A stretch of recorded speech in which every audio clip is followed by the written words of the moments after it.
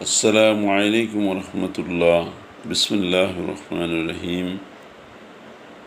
হজরত ঈসা আলাইসাল্লামের উপরে যে নিউ টেস্টামেন্ট বা গসপেল অফ জন নাজিল হয়েছিল, তার প্রথম পৃষ্ঠা থেকে কিছু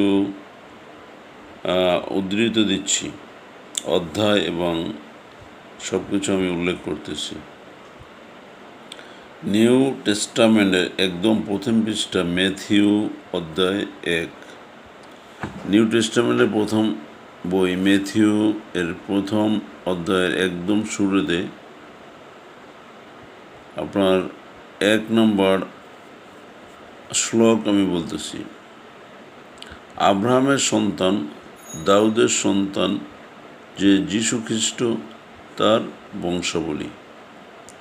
ম্যাথিউ 1 নম্বর অধ্যায় 18 শ্লোক।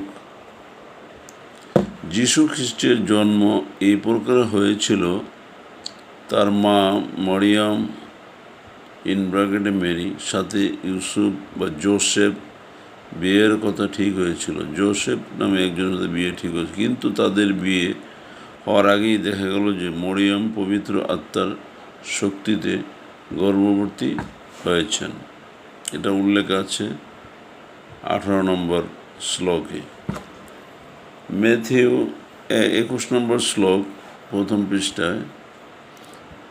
তিনি একটি পুত্র সন্তান প্রসূত করবেন, আর তুমি তার নাম রাখবে যীশু, কারণ তিনি আপন প্রজাদেরকে তাদের পাপ হতে রক্ষা করবেন। গসপেল অফ যোহানের সুসংবাদের প্রথম পৃষ্ঠা, প্রথম পৃষ্ঠার 1 এবং 1 নম্বর অধ্যায় 1 নম্বর শ্লোক আমি বলতেছি। আদিতে বাক্য ছিলেন, বাক্য ঈশ্বরের সাথে ছিলেন, আর বাক্যই ঈশ্বর ছিলেন। এটা লেখা আছে যোহনের অধ্যায় 1:1। যোহন অধ্যায় 3 থেকে 4, অর্থাৎ আমরা যেন আয়াত বলি 3 থেকে 4। তার মাধ্যমে সব কিছু সৃষ্টি হয়েছিল। যা কিছু সৃষ্টি করা হয়েছে তার একটি বস্তু ও তাকে ছাড়া সৃষ্টি হয়নি। তারই মধ্যে জীবন ছিল, আর সেই জীবন মানুষের আলো ছিল। যোহন অধ্যায় 1:14 নম্বর শ্লোক।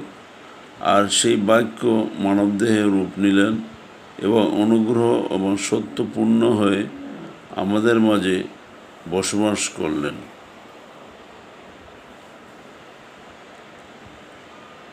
এটা ছিল প্রথম দিকের কয়েকটি আপনার শ্লোক, আমরা যেমন আয়াত বলি।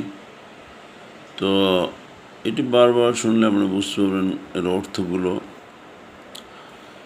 কোনো বিষয় যদি পড়তে হয়, তবে সে সম্পর্কে কয়েকবার সেই বিষয়টা শুনতে হয়, তাহলে সেটা ক্লিয়ার বোঝা যায়। একবার পড়লে অনেক সময় অনেকটা বোঝা যায় না। আজ এই পর্বে এটি শেষ। পরবর্তী পৃষ্ঠায় আমি আবার যাব।